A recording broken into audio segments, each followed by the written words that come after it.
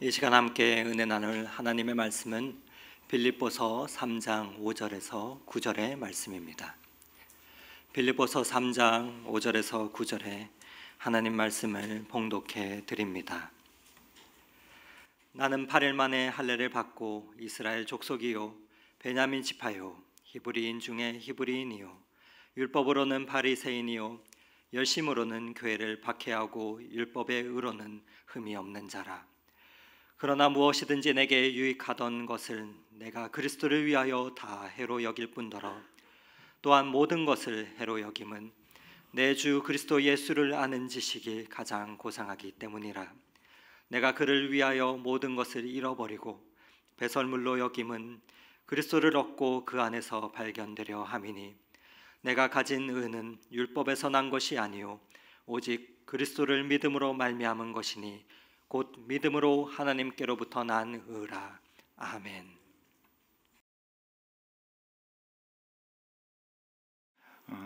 우리는 대부분 예수 믿고 열정적으로 신앙생활하던 시기가 있었습니다. 이제 막 신앙생활을 하시는 분들도 계시지만 대부분 많은 분들은 한때 열정적인 마음으로 회개도 하고 또 예수님을 만나서 기쁜 마음을 갖고 성령의 체험도 받았고 또 어떤 분들은 방언도 하셨고 또 선교의 헌신도 한 분들이 계실 것입니다. 그런데 이렇게 한번 질문을 해볼 수 있을 것 같습니다. 그 열정이 지금도 이어지고 있습니까? 그러면 우리의 답은 조금 난감해집니다. 그 열정이 예전에 예수님을 처음 만났을 때 또 성령을 체험했다고 내가 생각했던 그 시점에서의 그 열정이 지금도 이어지지 않고 있다고 한다면 그 이유는 무엇일까? 성령의 역사라고 하는 것은 일회적인 것이고 한정적인 것일까? 성경에서는 분명히 그렇게 얘기하고 있지 않는데 왜 내 삶에 들어오신 성령은 일회적이었고 한정적이었을까? 또 성령의 능력은 우리의 인생을 전부 바꿔놓지 못하는 것일까? 라고 하는 생각을 해볼 수가 있습니다. 여기에 대한 이유는 성령의 온전한 역할과 변화가 내 안에서 이루어지지 않았다고 보는 것이죠. 그것이 이유입니다.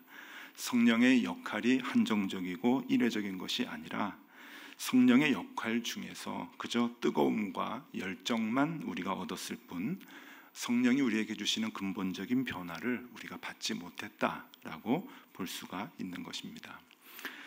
목사님, 우리는 목사도 아닌데 또 이게 직업도 아닌데 젊어서 은혜를 받았지만 나이를 먹고 또 직장생활 하다 보니까 먹고 사는 게 힘들어가지고 좀 소홀해졌습니다 라고 얘기할 수도 있습니다만은 여러분, 그게 정석일까요? 젊었을 때 다 은혜 받고 뜨거웠다가 직장생활하고 결혼하고 아이 낳고 생활하면은 생활에 밀려서 신앙생활의 뜨거움이 식어야 되는 것이 정석일까? 그렇지는 않습니다. 그러면 목사님들은 또 이게 직업이니까 평생 뜨겁게 그 목회를 하고 생활을 하는가? 그렇지도 않습니다. 저도 목사이지만 목사도 여러분 성령의 온전한 변화가 일어나지 않으면 변합니다. 뜨거웠던 열정도 식고 또 그렇게 뜨뜻미지근하게 목회도 하게 되지요. 그러니까 이것은 나이 들면 자연적으로 식어지는 자연적인 현상이 아닙니다. 우리가 온전한 성령의 변화를 얻지 못했을 뿐입니다. 그래서 오늘 이 설교 시간에 짧은 시간이지만 어떻게 우리가 성령과 함께 평생 지속되는 그 뜨거운 마음, 뜨거운 열정을 가질 수 있을까? 그 방법을, 그 원리를 우리가 찾아보려고 합니다. 저는 선교사 출신이기도 하고 또 목회를 하면서 선교에 많은 중점을 둬서 여러 나라를 다녔습니다. 선교지를 많이 다녔죠. 그리고 또 우리 높은 뜻 교회가 세운 그 재단 열매나눔 인터내셔널을 맡으면서 아프리카 지역을 이제 많이 다녔는데 아프리카 지역을 다니면서 또 세계 여러 나라를 다니면서 정말 많은 비행기를 탔습니다. 여러 회사의 비행기를 탔는데 참 이상한 게 아프리카 국적의 비행기를 타면은 서비스가 좋을 것 같지만 굉장히 안 좋습니다. 그래서 참 이상해요. 다른 그 유럽이나 선진국의 비행기를 타면 서비스가 안 좋고 아프리카 비행기를 타면 서비스가 좋을 것 같은데 반대입니다. 그래서 이 아프리카 이 국적의 비행기를 타면은 물론 뭐 개인적으로 다 그렇지는 않겠지만 제가 많이 이제 경험을 해보면서 대부분 스튜어디스들도 조금 오만하고 그 다음에 지상 요원들도 굉장히 퉁명스럽고 이제 그렇습니다. 한 번은 그 스튜어디스한테 추워서 담요 좀 갖다 달랬더니 저쪽 그 선반에 가서 가져오라 그래요, 저보고. 그래서 제가 뒤에까지 가서 가져온 적이 있고요. 또 지상 요원들은 이렇게 비행기 타기 전에 줄도 세우고 앉으라 그러고 일어나라 그러고 막 그러기도 하고. 그래서 야, 이게 참 내가 이 대접을 받으면서 비행기를 타야 되나 하는 그런 생각까지 한 적이 있습니다.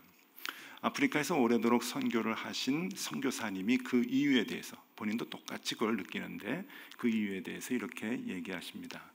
아프리카 대부분의 나라에서 스튜어디스나 항공사의 직원으로 근무하는 것은 굉장한 그 높은 신분이라는 겁니다. 그러니까 본인들이 신분이 높으니까 서비스가 나오질 않는 거예요. 근데 그 얘기를 들으니까 다 이해가 갑니다. 우리 지난주에 이상옥 목사님께서 겸손에 대한 이제 설명을 하시면서 헬라어의 겸손이라고 하는 단어가 전쟁에서 잡힌 포로가 납작 엎드리는 것, 그것이 겸손이다 얘기했는데 그러한 자기 인식이 일어나지 않으면 겸손의 모습이 나타나지 않는다고 하는 것이죠. 맞습니다. 우리가 서비스를 한다고 할 때 서비스는 훈련으로 그리고 연습으로 한계가 있다는 거예요. 진정한 마음에서 우러나오는 서비스는 자기 자신이 신분이 낮다고 하는 것을 인식할 때 비로소 서비스가 나오게 된다고 하는 것이죠. 우리의 행동 모두가 마찬가지입니다. 내가 나 자신을 어떻게 이해하느냐에 따라서 행동이 달라지게 되는 것이죠. 연습과 훈련은 한계가 있다는 것입니다. 신앙생활도 마찬가지입니다. 나에 대한 인식이 바뀌지 않는 한 억지로 의식적으로 우리가 하나님의 말씀을 실천하는 것 한계가 있는 것입니다. 그렇기 때문에 젊어서 열정적으로 헌신했다, 교회를 열심히 했다 그래도 그것이 평생 지속되지 않는 것은 나에 대한 인식을 바르게 하지 못하기 때문입니다. 자, 오늘 그 시각을 갖고 말씀을 들여다보도록 하겠습니다. 사도 바울이 자기 자신에 대해서 어떻게 이해를 하고 있었는가 하는 것을 보면은 오늘 말씀 가운데서 빌립보서 3장 5절과 6절 말씀에 사도 바울이 자기 자신에 대한 그 이야기를 이렇게 풀어주고 있습니다. 5절과 6절을 읽어드립니다.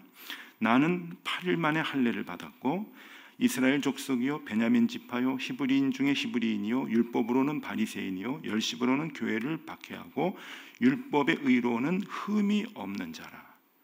지금 이 얘기는 당시 유대인 중에서는 자신이 굉장히 조건이 좋은 괜찮은 사람이다라고 하는 것을, 신분이 훌륭한 사람이다라고 하는 것을 자랑하고 있는 거죠. 드러내고 있는 겁니다. 요즘 말로 얘기하면 이제 이런 거예요. 저희 집 딸 둘이 있는데 여러분들 중에서도 딸 이제 결혼을 시켜야 하는 그런 이제 그 장성한 따님이 있는 가정들을 한번 들어보십시오. 신랑감 고르기가 쉽지가 않죠. 어떤 신랑감이 좋을까? 그래 누가 이제 소개를 했어요. 아유, 저쪽에 총각이 하나 있는데, 그 집안은 무슨 그룹 알지? 아버지가 회장님이야. 벌써 이제 이렇게 나가는 거예요. 회장님이야. 그리고 이 친구는 공부를 너무 잘해가지고 무슨 대학 알지? 거기 나왔어. 그리고 박사학위도 받고 지금 20대 나이인데 글쎄 대학의 교수가 됐대. 그런데 얼굴은 아이돌이야. 춤 잘 추고 노래도 잘해. 외모도 괜찮어. 그런데 성격도 좋아. 악기도 잘하고 운동도 잘하고 유머스럽고. 그런데 하나 더 있어. 믿음도 좋아요. 교회를 빠지지 않아요. 그리고 요새 신천지 있잖아. 그 사람들 못 사게, 그 사람들 잘못된 거 드러내려고 쫓아다니면서 그거 조사하고 교회 지키려고 애를 쓰고 있어. 자, 이 정도 소개가 되면은 이야, 참 좋은 신랑감이다, 최고다, 이제 그렇게 생각을 할 거예요. 바울의 얘기는 바로 지금 그겁니다. 바울이 자기를 그렇게 이제 드러내는 거예요. 내가 이런 사람이었다라고 얘기를 하는데, 그러나 바울이 얘기하고 싶어하는 것은 내가 내 안에 성령님이 오시고 난 다음에 자신의 생각이 바뀌었다고 고백을 합니다. 그것이 7절 말씀이에요. 7절 말씀에 보면은 그러나 무엇이든지 내게 유익하던 것을 내가 그리스도를 위하여 다 해로 여겼다 라고 말씀합니다. 빌립보서 3장 7절 다시 한번 읽어드리겠습니다. 그러나 무엇이든지 내게 유익하던 것을 내가 그리스도를 위하여 다 해로 여길 뿐더러 해로 여긴다. 여러분 여기에서 유익이라고 하는 단어와 해라고 하는 단어를 눈여겨봐 주시면 좋겠습니다. 우리는 다 원어로 성경을 보지는 않습니다만은 헬라어가 조금 더 이제 그 자세하게 그 의미를 우리에게 이제 전달해 주는데 여기서 유익이라고 하는 단어는 케르도스라고 하는 단어를 쓰고요. 해라고 하는 단어는 제미야라고 하는 단어를 씁니다. 기억하실 필요는 없습니다. 그냥 그런 단어가 이제 쓰인다라고 생각하시면 되는데 그런데 중요한 것은 이 단어의 용도입니다. 이 단어들은 대차대조표에 쓰일 때 쓰이는 단어입니다. 그러니까 우리가 이 개역 성경을 번역을 할 때는 그 개념이 없었던 거예요. 그래서 그냥 유익이라고 해라고 그렇게 이제 번역을 했지만 사실 이것은 좌변, 우변 그렇게 되는 거예요. 대차대조표는 이제 세계 공통인데 이익과 손실을 얘기하는 거죠. 그리고 요즘 말로는 또 회사나 기업 용어로 보면은 자산과 부채라고 얘기할 수가 있습니다. 그래서 NIV 미국 사람들이 제일 많이 보는 NIV 그 이제 번역으로 한번 띄워드리겠는데 한번 보십시오. 작아서 잘 이렇게 보이실려는지 모르겠습니다만은 딱 보면 이제 해석이 다 되시죠? 여러분들은 되시는데 제가 그 단어만 이제 색깔로 좀 바꿔서 썼습니다. 프로핏이라고 하는 단어와 consider loss라고 하는 단어인데 이것이 이 대차대조표에 쓰이는 경제 용어이죠. 그래서 이 프로핏은 이익이라고 하는 단어고 그리고 consider loss라고 하는 것은 손실이라고 하는 뜻입니다. 그러니까 영어 단어는 이제 이것을 그대로 그렇게 이제 정확하게 이제 의미를 살려가지고 번역을 했다고 볼 수가 있죠. 그러니까 바울이 자기가 자랑으로 여겼던 세상의 조건을 자기 이익이라고 생각을 했던 거예요. 그러니까 그걸 이제 자산이라고 이제 생각을 했는데 여기서 오늘 본문에서 얘기하려고 하는 이 바울의 말은 그것이 알고 보니까 부채였더라라고 하는 겁니다. 이게 중요한 거예요. 손실의 부분에 써야 되는 부분인 것들인 거예요.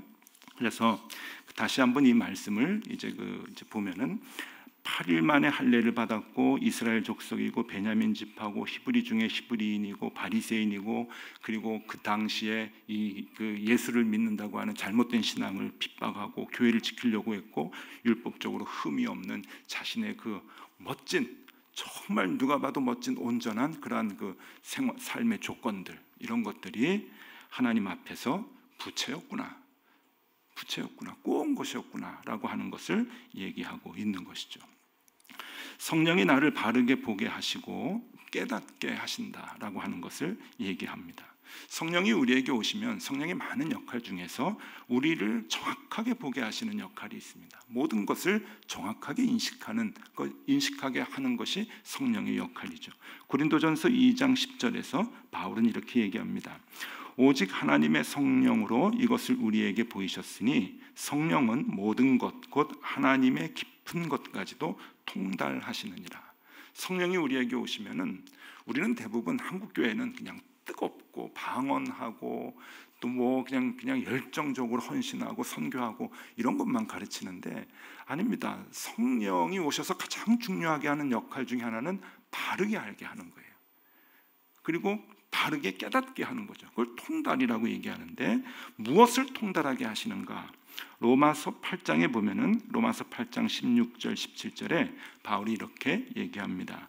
성령이 친히 우리의 영과 더불어 우리가 하나님의 자녀인 것을 증언하시나니. 성령이 우리에게 오면 우리가 하나님의 자녀다라고 하는 것을 알게 해주시는 거예요. 이전에는 잘 몰랐는데, 여기에 대해서 확실하게 인식하지 못했는데 성령이 우리에게 오시면 내가 하나님의 자녀였구나 라고 하는 것을 알게 하시고, 17절 보면은 자녀이면 또한 상속자 곧 하나님의 상속자요 그리스도와 함께한 상속자니 우리가 그와 함께 영광을 받기 위하여 고난도 함께 받아야 할 것이니라. 내가 하나님의 상속자다, 하나님의 갖고 있는 모든 것을 내가 상속을 받을 상속자다라고 하는 것을 정확하게 깨닫게 해 주신다고 하는 겁니다. 바울이 성령이 충만한 뒤에 자신에 대한 생각들이 이렇게 바뀌게 됩니다. 히브리인 중에 히브리인이요 바리새인이요 가말리엘 문화생이요 로마 시민권을 가졌던 그 당시에 어마어마한 조건, 그것을 자기는 자산이라고 생각했는데, 내 것이라고, 내가 이룬 것이라고, 자산이라고 생각했는데 성령이 내게 와서 깨닫게 해주시니 그것은 부채구나, 그게 자산이 아니었구나, 내 것이 아니었구나, 꾸어준 것이구나, 하나님이 나에게 꾸어준, 빌려준 것이었구나 라고 하는 것을 알게 되는 것이죠.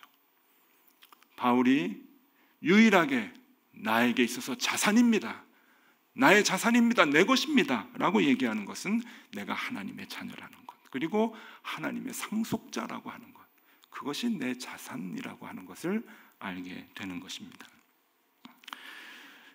이런 바울의 그 깨달음은 우리하고 별반 다르질 않습니다. 우리도 그렇게 우리를 생각을 하죠. 그래서 제가 조금 정리하기 좀 쉽게 박스로 이렇게 좀 그려왔는데 한번 보시죠. 내가 생각하는 나입니다. 대부분 여러분들, 저도 그렇고 우리들이 생각해 왔던 나입니다. 나의 자산은 뭔가? 가정환경, 재산, 학력, 건강, 사회적 신분, 그리고 외모까지, 이게 내 자산이라고 생각을 하고, 나에게 있어서 우리가 신앙생활을 하니까 부채는 뭔가? 이것을 예수 그리스도의 구원의 은혜는 부채라고 생각해요. 얻은 것, 거저 얻은 것이라고 생각을 하고, 하나님의 자녀가 된 것과 상속자, 내가 하나님의 상속자라고 하는 것은 부채라고 생각을 하는 거죠. 근데 여러분, 대부분 우리가 이렇게 생각을 해요. 그러나 성경을 들여다보면은 사도 바울은 이것이 잘못됐다고 얘기를 하는 것이죠. 성령이 우리를 깨닫게 해주시는데, 성령이 오셔서 우리를 어떻게 깨닫게 해주시는가 하면은 이것이 바뀌게 됩니다. 그래서 성령이 깨닫게 해주시는 나를 다시 한번 보면은, 자산이 무엇이냐? 내 삶의 자산이 무엇이냐? 예수 그리스도의 구원의 은혜, 이것이 자산이에요. 그리고 내가 하나님의 자녀라고 하는 것, 불변하는 자산이죠. 내가 하나님의 상속자라고 하는 것, 이것이 내 것이에요. 그리고 부채는 뭡니까? 가정환경, 재산, 학력, 건강, 사회적 신분, 외모, 다 꼬아온 겁니다. 다 부채예요. 그럼 그걸 아셔야 돼요. 예수 그리스도의 은혜로 구원받은 것과 하나님의 자녀가 되고 상속자가 된 것이 우리의 자산입니다. 그리고 그 외의 모든 세상적인 조건, 원래 내 것이라고 생각했던 것, 내가 이루었다고 생각했던 것, 내가 노력해서 얻은 것이라고 생각했던 모든 것도 우리는 부채라고 성령은 알려줍니다. 하나님이 너한테 거저 꿔준 거야, 사용하라고. 여러분, 부채를 자랑하는 사람이 있습니까? 부채를 자랑하는 사람이 간혹 있어요. 그래서 그 사람을 뭐라고 하나요? 사기꾼이라 그럽니다. 자기 것도 아닌데 남의 것 빌려가지고 내 것이라고 남한테 떠벌리고 자랑하는 사람을 사기꾼이라 그래요. 사기치려고 그러는 거죠. 그래서 여러분, 부채는 자랑할 수가 없는 거예요. 사도 바울이 자기의 세상적인 조건을 왜 자랑하지 않습니까? 그거는 내가 이제 예수 믿었으니까 이거 자랑하면 안 돼, 내 것이지만 감춰야지, 남들한테 드러내면 안 돼, 아무리 그렇게 자기의 마음을 억눌러도 안 되는 거예요. 그거는요, 이것은 성령이 와서 인식을 바꿔줘야 되는 거죠. 하나님 나한테 구워주신 거구나, 이건 내 자산이 아니야, 내 부채야. 그 부채를 누가 자랑을 합니까? 그러니까 사도 바울은 예수 그리스도, 자기 자산만을 자랑할 수밖에 없는 거예요. 그래서 갈라디아서 6장 13절 14절에 바울은 이렇게 얘기합니다. 할례를 받은 그들이라도 스스로 율법은 지키지 아니하고 너희에게 할례를 받게 하려 하는 것은 그들이 너희의 육체로 자랑하려 함이라. 난 뭐 했어? 나는 어떤 사람이야? 우리가 다 육체적으로 자랑하려고 하잖아요. 근데 14절에 보면은 그러나 내게는 우리 주 예수 그리스도의 십자가 외에 결코 자랑할 것이 없으니 그리스도로 말미암아 세상이 나를 대하여 십자가에 못 박히고 내가 또한 세상을 대하여 그러하니라. 내 자산은 예수 그리스도의 십자가로 은혜 받은 것이 내 자산이니까 그 예수 그리스도밖에 자랑할 수가 없는 거예요. 내 부채를 어떻게 자랑합니까? 그러니까 여러분, 예수 믿는 사람들은 조금 가난하고 신분이 낮은 사람들 앞에서 우리 좀 드러내면 안 됩니다. 겸손해야 됩니다. 아무리 얘기해도 안 돼요. 마음이 바뀌지 않으면 안 돼요. 한두 번은 되겠죠. 그러나 여전히 결정적인 순간에는 다 무시하고 살아갑니다. 내가 어떤 사람인데, 내가 사장이야, 내가 회장이야. 그러나 성령이 오셔서 내가 갖고 있는 모든 것이 꾸어온, 하나님이 꾸어주신 부채라고 하는 생각을 정확하게 하면은 여러분 자랑할 수 없어요. 어떻게 자랑해요? 그리고 아무것도 없는 사람을 무시할 수 없는 거예요. 여러분 요새 그런 말이 있죠. 은행빚 없는 사람이 제일 부자라고. 그러니까 꼭 어떻게 보면은 세상적인 지위가 높지 않고 세상적으로 많이 갖고 있지 않는 사람이 나보다 더 훌륭한 사람일 수 있어요. 자산과 부채에 대한 개념이 바뀌어야 돼요. 성령은 우리에게 그것을 알려줘요. 그리고 이것만 정확하게 알면은 평생 우리의 삶의 자세가 흐트러지지 않아요. 이것을 그리스도의 윤리라고 하죠. 그리스도인의 윤리. 그것을 알고 살아가는 것이 그리스도인의 윤리고 그것을 알고 예수 그리스도 내 안에 있는 자산을 자랑하며 살아가는 것을 그리스도인의 사명이라고 얘기합니다. 그리고 일주일에 한 번씩 와가지고 예배하는 게 뭐예요? 우리가 하나님께로부터 꾸었던 부채의 연장계약이죠. 이게 예배예요.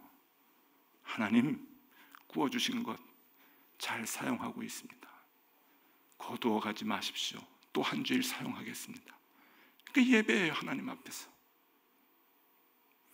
그러니 내 호주머니에 돈이 없다고 여러분 기죽을 것도 없어요.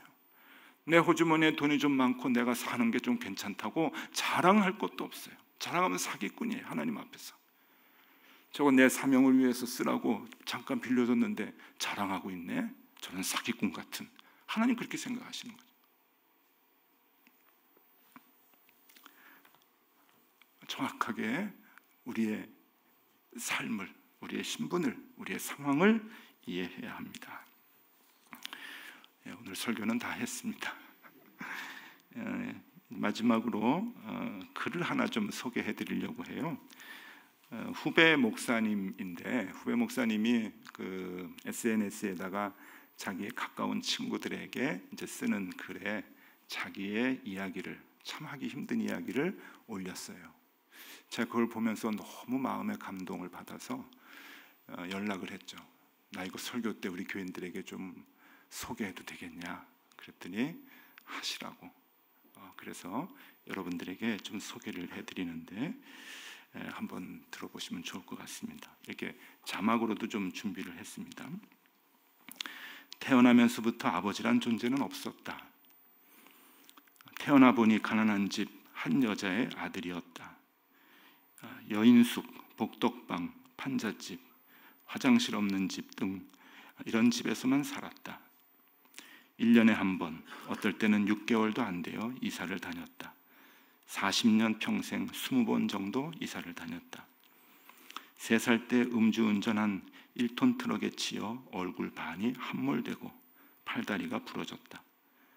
5살 때 이름의 성이 달라졌다. 어머니 쪽으로. 그로 인해서 혼란을 겪었다. 사고로 인해 8살 때까지 말을 못했다. 외모로 인한 많은 놀림을 받았다. 외모로 인해 싸움을 많이 했다. 대부분 맞았다.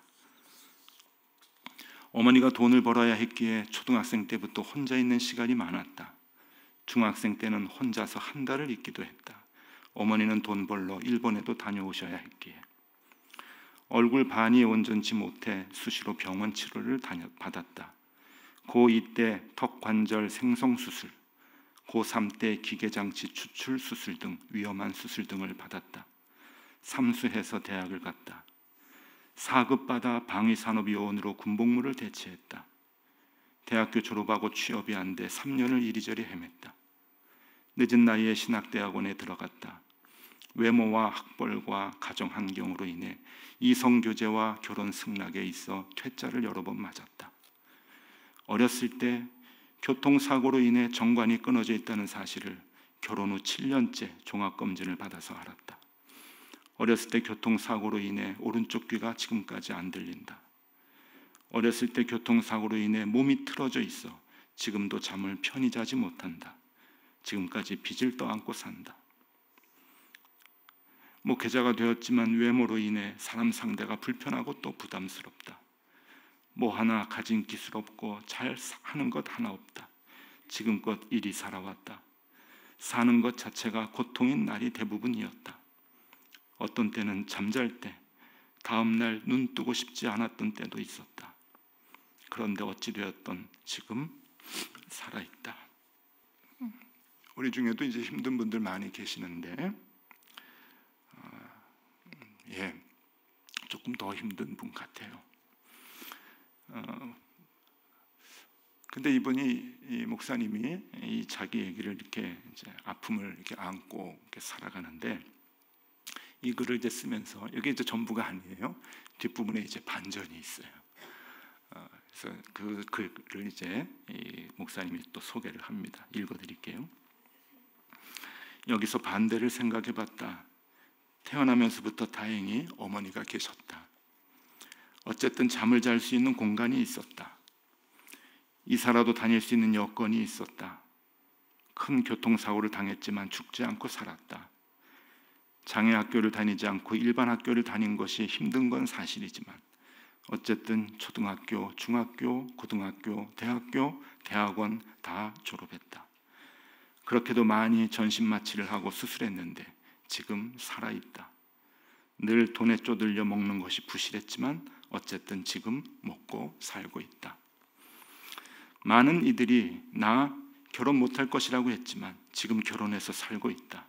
그것도 겁나 예쁜 여자, 머리 좀 있는 여자랑 산다. 사범대 출신, 석사, 모델 제안 받은 여자. 비록 나로 인해 아이를 가질 수 없지만 결혼할 때 약속했던 입양을 실천해 지금 최고 예쁜 딸내미와 살고 있다. 앞으로도 3명 정도 더 입양할 예정. 가진 돈 없지만 아내가 재정관리를 잘해 어찌어찌 살아내고 있다.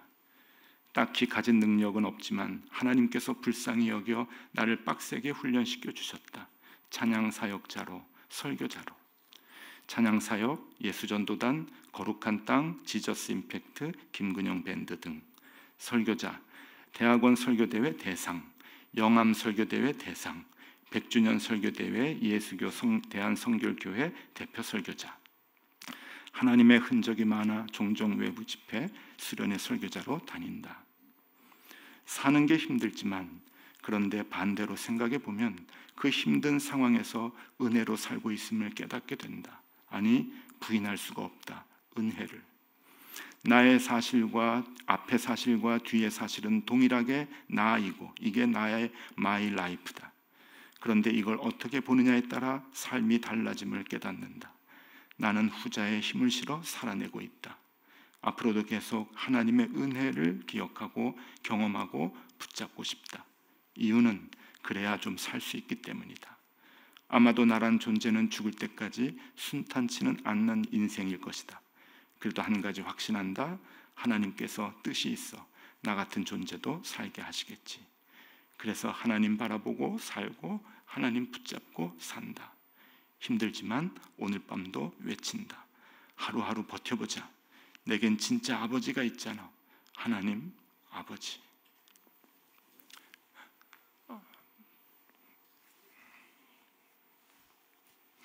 이 목사님이 이 글 앞에 제목을 썼어요. 자기가 제목을 붙였겠죠. 한 끗 차이. 한 끗 차이. 똑같은 상황이지만 어떻게 이런 생각을 할 수 있을까? 여러분, 이게 성령님이 주신 마음이에요. 성령님이 주시는 마음. 그래서 하나님의 은혜로만 산다고 했는데 이 목사님은 자기 자산이 하나님의 은혜임을 분명히 알게 된 거죠. 세상적인 조건은 여러분 다 부채입니다. 우리가 하나님의 자녀라고 하는 것, 그리고 하나님의 상속자라고 하는 것, 이것이 우리를 살게 하기 때문이죠. 여러분, 굳이 어떻게 살아라 말할 필요가 있겠습니까? 성령께서 나와 함께 하시면 바로 이것을 깨닫게 해주시는 것이죠. 성령이 오시면 뜨겁게 헌신하도록 우리를 만들어 주시는 것이 아니라 우리를 근본적으로 바르게 보게 만들어 주셔요. 그러면 평생 헌신이 되고 평생 겸손한 마음으로 살고 평생 남들을 섬기면서 살아갈 수가 있게 되는 것이죠. 본래 나의 자산이 무엇인지, 그리고 내가 그토록 자랑했던 자랑거리들이 부채였다고 하는 것을 깨닫게 되는 순간 우리는 하나님의 은혜로만 살아갈 수가 있게 되는 것이고 그 예수 그리스도만 자랑하며 살아갈 수가 있게 되는 것입니다.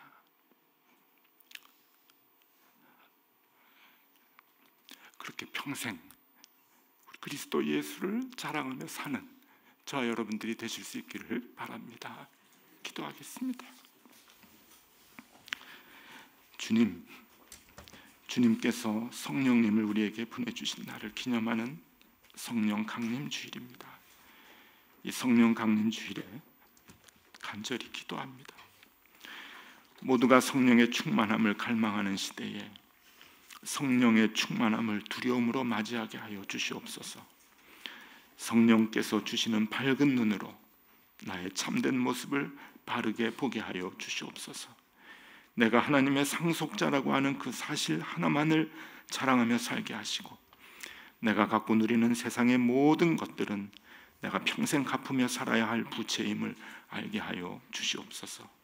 성령님 오셔서 우리를 그렇게 바른 길로 인도하여 주옵소서. 예수 그리스도 이름으로 기도드리옵나이다. 아멘.